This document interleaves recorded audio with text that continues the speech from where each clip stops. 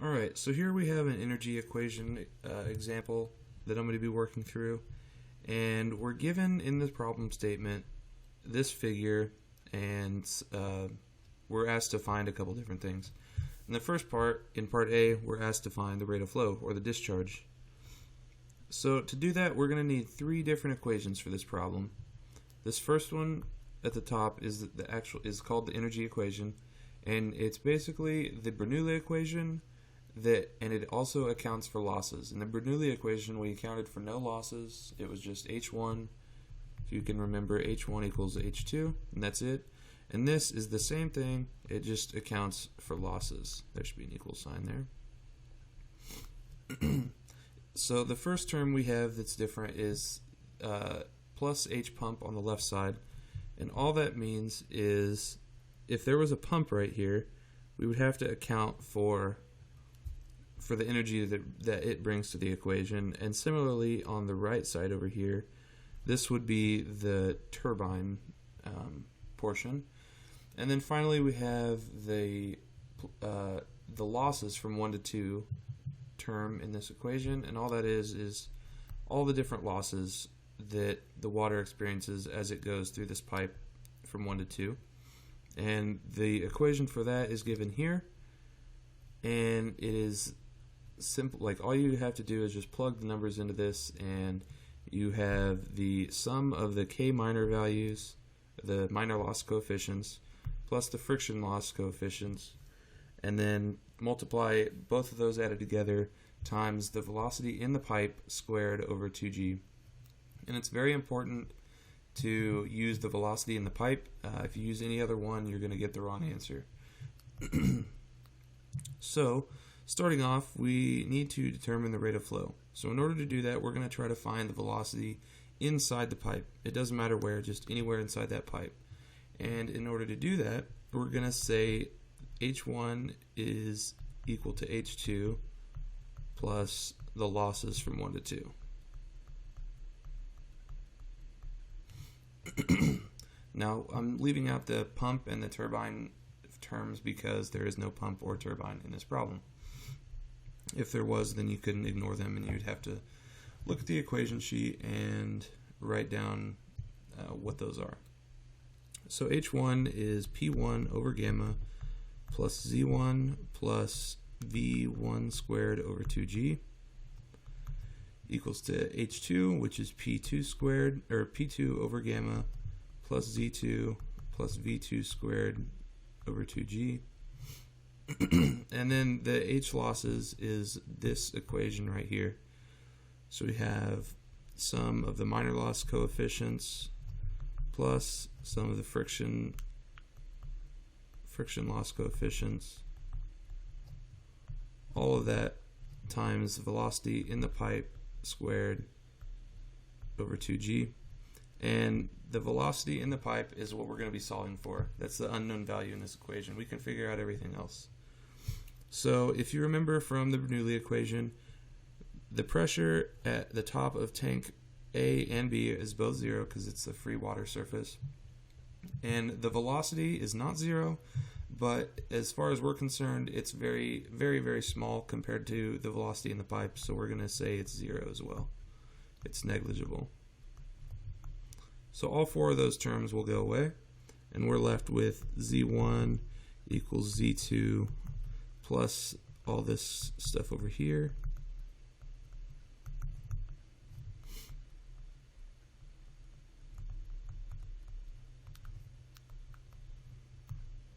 And then we're pretty much just going to plug in all the values that we know. So we know Z1, which is 100 from the figure, and Z2 is 90 from the figure.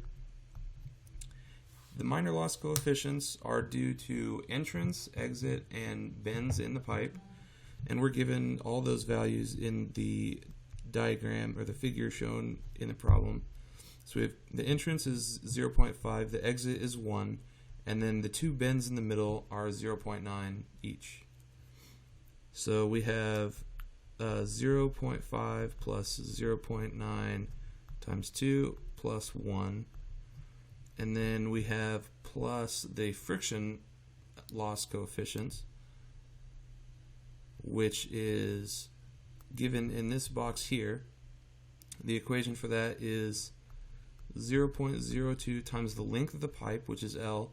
So if you just look at the diagram right here, we have 100 feet and then 50 and then 200, so the total length of that pipe is 350 feet. And then the diameter of the pipe, which is given as 6 inches. We have to remember to keep our units consistent, so we need to go 6 over 12 because it's half a foot. And then that's all times the velocity in the pipe squared over 2g. And now we only have one unknown. We only need to find the velocity in the pipe. So if we subtract the 90, we have 10 equals all this stuff, which is 3.3 plus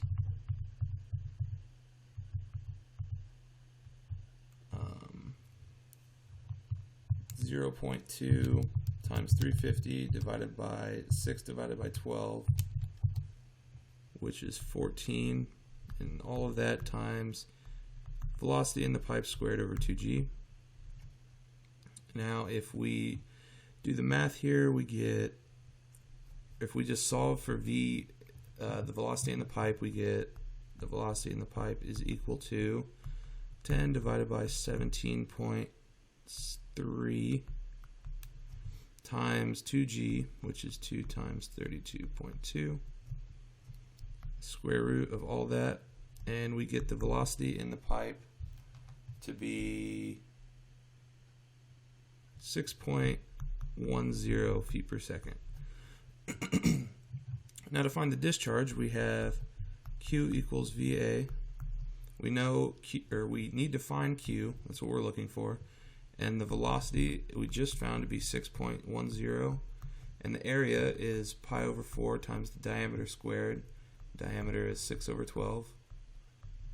And this, if you do the math associated with that, you get the discharge to be 1.196 cubic foot per second. And that is the value that part A is asking for. So we have part A done, and now we're going to move on to part B.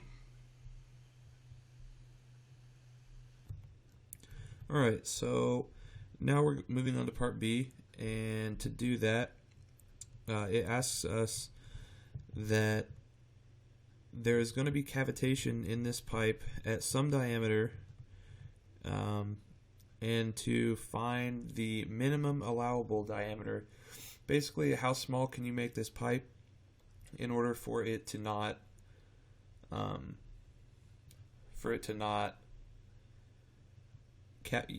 experience cavitation.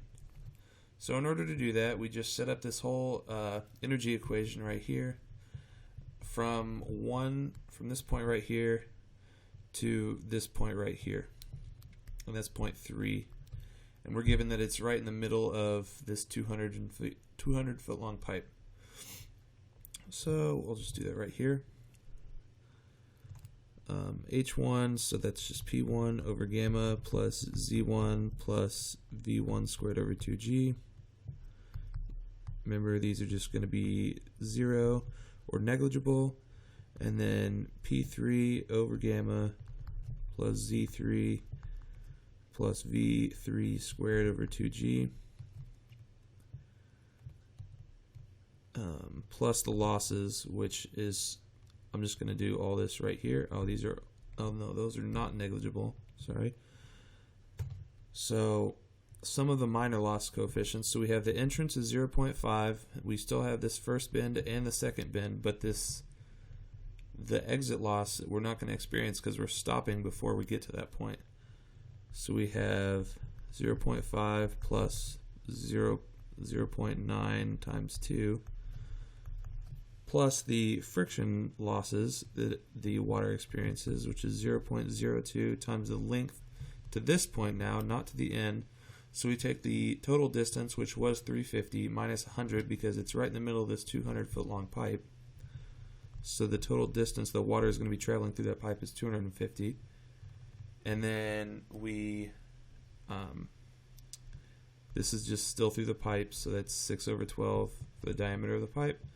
And that's all times V2 or V of the pipe squared over 2G. Cool. So we're going to have Z1, or I'll just make that 100. 100. It's going to be equal to the pressure at 3. Now we're given right here that the pressure of the water vapor is 2 psi. Now we want to set the equation equal to that value so we know exactly what diameter this pipe could be. So we have 2 minus 14.7 to get gauge pressure. We subtract the atmospheric. That's times 144, because if you notice this is in PSIA and PSIA. So in order to get it into PSFG, we take this, we take the 2 minus 14.7 times 144. That is over gamma 62.4 plus Z3, the distance, the elevation of this point right here is 90 minus 50, because this 50 right here. So that's going to give us 40 for the elevation, plus V3 squared. V3 is what we're going to be looking for in this equation. That's what we're solving for. Plus all this stuff in here, which is, that's going to be 2.3